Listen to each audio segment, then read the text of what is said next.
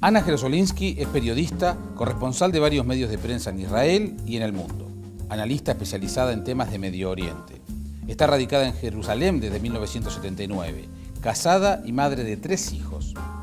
A raíz del fallecimiento de su padre, se convirtió en directora del Semanario Hebreo, publicación montevideana desde 1960. Vive en Israel, es judía, hija de inmigrantes, en su casa se habla inglés y árabe. Pero Ana Jerosolinski se siente profundamente uruguaya. Como ella misma lo dice, vuelve cuando viaja a Israel, pero también vuelve cuando viaja a Uruguay. Ana, estar en un aeropuerto no es nada extraño para ti, ¿no? No, al menos 2 veces por año. A Uruguay. Eso es lo principal. Mi familia hay una especie de trauma de mi esposo más que nada, que sabe que la única vez que me muero por viajar es para venir a Uruguay. Y bueno, esas que estaba comentando con amigos estos días, me preguntaban, ¿cuándo volvés? Digo, mira, yo vuelvo cuando voy para allá y vuelvo cuando vengo acá. Te iba a preguntar a raíz de eso justamente, sí. ¿Cuál es tu lugar? Bueno, estoy radicada en Israel hace 36 años y no es que pienso dejar Israel, no me volvería a vivir a Uruguay. Pero si pudiera venir varias veces más por año lo haría. Vengo 2 veces por año últimamente. Y me sigo sintiendo muy parte. Es más, yo te diría que a medida que pasa el tiempo tengo más afectos todavía y no menos. Y hace 36 años ya que estoy viviendo allá. Me siento muy parte. Conviven en mí sin duda ambos países, 2 mundos en un corazón. Sin lugar a dudas tiene que ver también esta decisión, porque es obviamente una decisión, sos uruguaya, sos montevideana, con tu historia personal, porque también... Tu padre es el fundador del Semanario Hebreo, una publicación histórica de la colectividad. Tú lo continuás desde allá, sigue saliendo en edición papel. Es decir, hay una toma de posición muy clara, sí, personal, por Israel. Sí, por Israel y combinándolo con Uruguay. Te diré que a veces me preguntan amigos judíos y no judíos. Ana, ¿dónde estás? Porque leyendo el Semanario Hebreo parece que estás acá y que estás allá. Y yo digo, se ve que logré el equilibrio que yo quería. No que fue algo premeditado, sino que sale así del corazón, volcándose también en la parte profesional. Con el Semanario Hebreo yo siento sin duda que uno mis 2 mundos. Te digo, cuando papá falleció, que en paz descanse, el mismo día que el general Sereni, sí, 31 de julio del 2004, lo primero fue en cuanto al semanario pensar que no puedo permitir que se pierda aquello a lo que él había dedicado su vida, que fue una gran pasión para el semanario y antes tuvo la audición Voz de Sion en el Uruguay. Sí.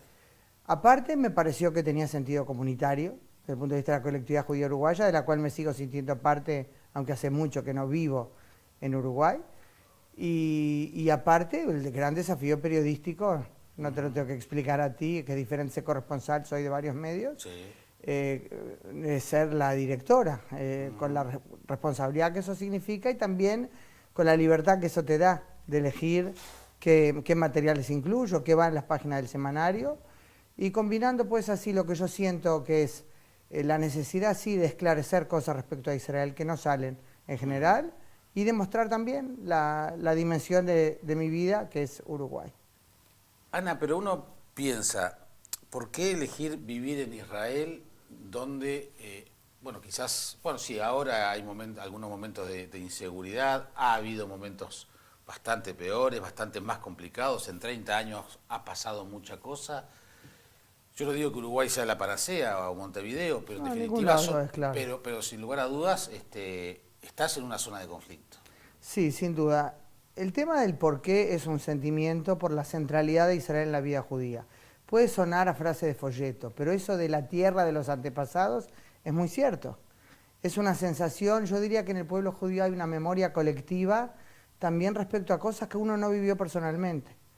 Yo estuve hace poco, te cuento, Jaime, en la Marcha por la Vida, en Auschwitz, de Auschwitz a Birkenau, en Polonia. La primera vez que lo hago, es algo que recuerda, por supuesto, la Marcha de la Muerte que los nazis imponían a los judíos en camino a las cámaras de gas, pero que existe desde hace 28 años como forma de preservar la memoria. Y en mi familia también hubo gente asesinada en el Holocausto, Pero yo vi allí también judíos que decían, no conocemos ningún nombre que personalmente sepamos como víctimas en la familia, pero lloraban igual que yo. Y yo vi, te diré, Jerosolimsky en unas páginas enormes que hay colgadas en una de las barracas de Auschwitz. Y, o sea, como se toma la dimensión personal. Y eso en otras cosas, también para las cosas positivas, no solo algo tan doloroso. Hay un vínculo emocional muy fuerte en el pueblo judío, y en toda esa vida Israel tiene una centralidad muy grande. Por supuesto hay judíos que no concibieron nunca ir a vivir a Israel. Yo pienso aparte que Israel no es para todos, cada país con su idiosincrasia, ¿verdad? Y ese fue el sentimiento muy fuerte. En cuanto al tema de la seguridad, hay diferentes tipos de guerra, ¿no? Por un lado, vos estuviste, Jaime, y tuve el gustazo de recibirte en casa. En diciembre. Sí, y hablamos de esos temas, por un lado, el conflicto que es un hecho, el conflicto de ya lamentablemente demasiados tiempos, y por otro lado, la fuerza que irradia la vida diaria y también en cuanto a la convivencia. Lo viste tú, o sea, ver a judíos y árabes cruzándose en la calle, soldados ultraortodoxos. Ciudades como Tira, por ejemplo. Claro, donde... ahí en población mayormente árabe, cerca de donde tú estabas. Yo me acuerdo una vez hace años que fue Blanca, nuestra colega Blanca Rodríguez, invitada a Israel como periodista. Desde ahí nos hicimos amigas, no nos conocíamos antes personalmente, y me acuerdo paseando con ella en la Ciudad Vieja, y un momento me decía, Ana, espera, pero hay que captarlo todo. O sea, se cruzaban un ultraortodoxo con un árabe, claro, un soldado, que todos se aman, no, hay un tema de por medio, pero la normalidad de la vida diaria es muy, muy fuerte, y afuera, cuando se oye más que nada de las bombas, quizás es difícil captarlo, hay que verlo personalmente. Sí, de todos modos también una de las conclusiones que yo saqué es que, a diferencia de Uruguay, donde Israel es Israel, Palestina, es todo el enfrentamiento, el 98% de la información que vemos en los medios tiene que ver con el enfrentamiento, allá no, allá al revés, a veces da la sensación que solo se preocupan el 2% de la vida diaria, de la vida cotidiana, y están en otra.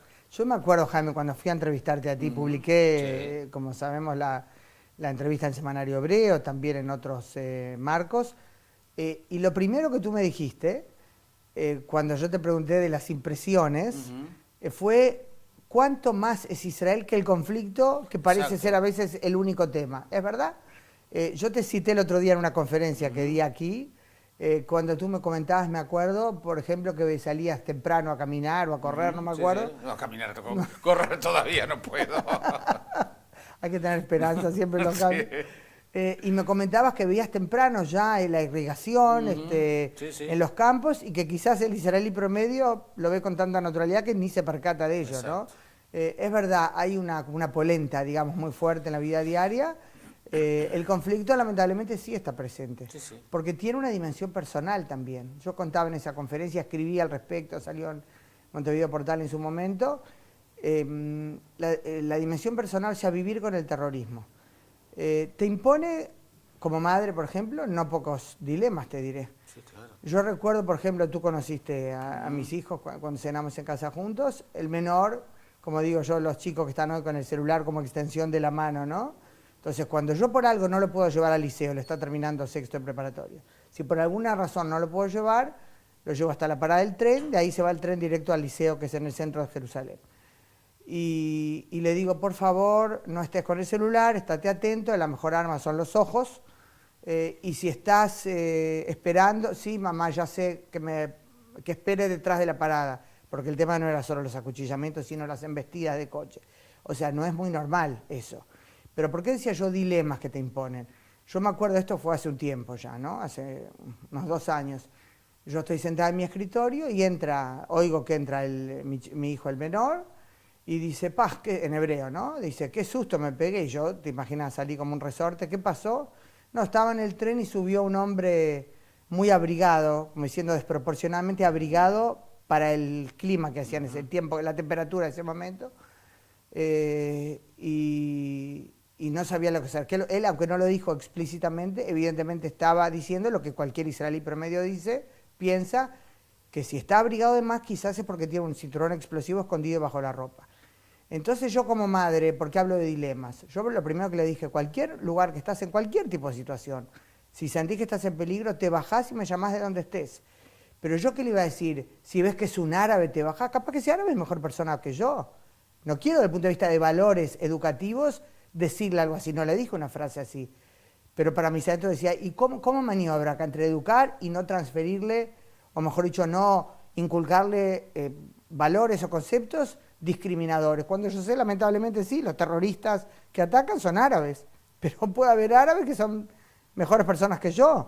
O sea, desde ese punto de vista, como madre, es un gran tema, ¿no? En el curso en el que fui, justamente, muchos académicos coincidían, tenían distintas posiciones con respecto al conflicto, pero si yo tuviera que sacar una conclusión con respecto al futuro, es que parte del problema hoy es la generación de gobernantes, tanto de un lado como del otro, y que esto se soluciona con dos posibles salidas. La primera, que pasa algo muy grave, las Torres Gemelas en Israel o mucha sangre, entonces eso se te cae la estantería. Ahí va. O la otra, que pase esta generación de gobernantes y que venga una nueva generación con otra cabeza. ¿Cómo la ves tú? No que ninguno de esos escenarios sea descabellado, ¿no? Yo creo que el tema pasa por dos lados. Mira, algo que estuvimos conversando antes. Por ejemplo, ahora lo más actual, ¿verdad? Los cambios en el gobierno, con los que yo personalmente discrepé, el cambio del ministro de Defensa, porque me parece que se sacó a un ministro de Defensa muy equilibrado, un tipo muy cuerdo, que yo podía estar tranquila que adentro del gabinete cuando se habla hay alguien que nunca va a aceptar ir a una aventura militar porque tiene ganas de vengarse de alguien, ¿no? No concuerdo con la imagen demoníaca que tiene, por decirlo en forma un poco simplista, el nuevo ministro de Defensa, Víctor Lieberman. No me gusta su estilo, pero y algunas posiciones que ha expresado, pero pienso que la imagen es mucho peor de lo que él puede ser como pragmático. En los últimos días hubo señales positivas, tanto él como Netanyahu se declararon en principio en favor de la fórmula de dos estados, ¿qué quiere decir? Un estado palestino al lado de Israel. ¿Por qué esa aclaración de en principio es importante? Porque claro, hay que ver que del punto de vista de la seguridad y de con quién se habla, que se puede llegar a un acuerdo bueno. El presidente palestino Mahmoud Abbas, Abu Mazen, dijo ayer que si esa es la postura de Lieberman, dos estados, que no hay razón para no hablar con él, creo que son buenas señales. De aquí a la conclusión de algo positivo hay años luz, ¿verdad? Pero este es el otro elemento que conecto con esto. El tema no es solamente que se llegue a la posibilidad de firmar un acuerdo contractual de paz, que por supuesto es un paso ineludible. El tema va más allá de lo que firmen los gobernantes. Yo pienso que hasta que no cambie el tema de la incitación al odio que hay, lamentablemente, que yo veo del lado palestino. Y no por pensar que del lado israelí no hay errores desde el punto de vista político, ya lo hemos hablado. Te voy a preguntar claro, eso, no, por supuesto. Porque acá hay una guerra de información también. Sí, sin duda. Y de mensajes y de comunicación. Sí. Hay, mira, para terminar esa idea del tema de la incitación, o sea, sin olvidar que también del lado israelí, por supuesto, políticos, más allá de las posiciones de cada uno, cometen errores, pienso que hay cosas que cambiar. Hay algo muy de fondo que a mí me preocupa del lado palestino, que yo pienso que le tiene que preocupar a la madre palestina promedio. Por ejemplo, que se tome a terroristas suicidas como modelos a emular. Si se da a un torneo deportivo el nombre de un terrorista suicida que mató civiles, ¿qué se está pasando a los niños palestinos? Creo que eso es trágico. Hace pocos días, creo que el 26 de mayo, yo vi un informe de Al-Fatah, que es la facción del presidente palestino dentro de la OLP, llamando un homenaje a Ayat al-Ahras, me vino la duda del nombre propio, una joven palestina que en el 2002, creo que fue, hizo un atentado suicida en un supermercado de Jerusalén donde yo compro a veces. Al principio me acuerdo lo terrible que se hablaba de dos muertas jovencitas, porque era ella y la chica israelí a la que mató, de 16 años. Y ese se da el nombre de ella, perdón, esto no era el nombre de un torneo, sino un homenaje a ella que derramó sangre pura, decía la invitación, de Al-Fatah. Yo pienso que hasta que eso no termine, no va a tener ningún valor un acuerdo de paz que se pueda firmar. Pero hasta que se firme, por supuesto, igual hay un trecho por recorrer. La presencia de Estados Unidos, la posición de Estados Unidos... Se perdió mucho. Por un lado, creo que podía haber sido importante el rol de facilitador, aunque creo que no hay alternativa a la negociación directa. Recordemos los acuerdos de Oslo, que en su momento, ¿verdad?, fueron la apertura, con todos sus problemas y con lo legítimo de discrepar con lo que un lado decía y otro, fueron logrados, de hecho, por diálogo directo. Creo que eso es un problema ahora en la actitud de la autoridad palestina, que abrazó la opción internacional de lograr el reconocimiento a través de las Naciones Unidas, pero no como acompañamiento, sino en lugar de la negociación directa con Israel.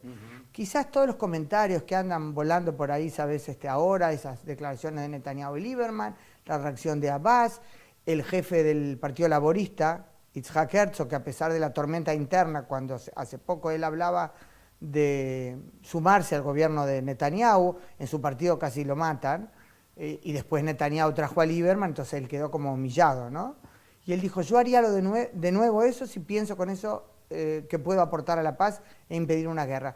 Hay muchos elementos en el aire que me dan a pensar que quizás hay algo que se está armando detrás de las bambalinas, de lo que todavía no tenemos información clara. Quizás sea solo una sensación general y no basada en algo concreto, pero yo no descarto. Yo me acuerdo, Jaime, cuando en el 77 ganó por primera vez el Likud las elecciones, después de 28 años de gobierno laborista, 19 años de gobierno laborista, y la gente pensaba, Menahem Begin, el duro, acaba de estallar la guerra, y él logró la paz con Egipto. Aparte hay otro tema, se mantiene. Por supuesto, y que va mejorando ahora. Hay una paz fría, lamentablemente, pero siempre mejor que un cañón caliente, ¿no? Y el hecho es que también ahora, yo digo en general como que es más fácil criticar a Israel cuando hay un gobierno muy conservador como el actual. Pero yo me acuerdo, porque lo he cubierto, propuestas que hubo, por ejemplo, del laborista Ehud Barak en Camp David en el julio del 2000, que ofreció inclusive dividir Jerusalén, y los palestinos lamentablemente dijeron que no. Creo que por ellos mismos fue una tragedia, ¿no? Pero quizás todavía ya cambia. Para terminar, Israel es proporcionalmente es la parte del mundo donde más corresponsales, periodistas hay, insólitamente, porque pasan más cosas en otros lugares, pero sin embargo la cantidad de corresponsales y de medios cubriendo esa zona es impresionante, es casi que desproporcionada. ¿Es posible hacer periodismo, no te digo objetivo, ecuánime desde allí para el mundo? Porque eso es fundamental, la imagen que el mundo tiene de lo que pasa en Israel es lo que transmiten todos ustedes. ¿Es posible hacerlo ecuánimemente y no tomando una posición? Mira, ante todo yo soy muy consciente, lo comentaba el otro día con chicos de una clase de comunicaciones de la Universidad Católica, me invitaron a dar 2 conferencias sobre el conflicto, me sentí honrada, espero haberles aportado algo. Yo les decía, chicos, yo soy consciente, yo soy parte de una de las partes, como ciudadana israelí que soy, aparte de uruguaya, yo estoy de uno de los lados del conflicto. Ahora, el tema de ecuanimidad es otra cosa, por supuesto que hay que ser, sí, honesto, más que nada, ¿verdad? La objetividad como valor etéreo, puro, me acuerdo una vez Sonia Brescia me preguntaba hace años, ¿cómo puedo, no? O Alfonso Leza,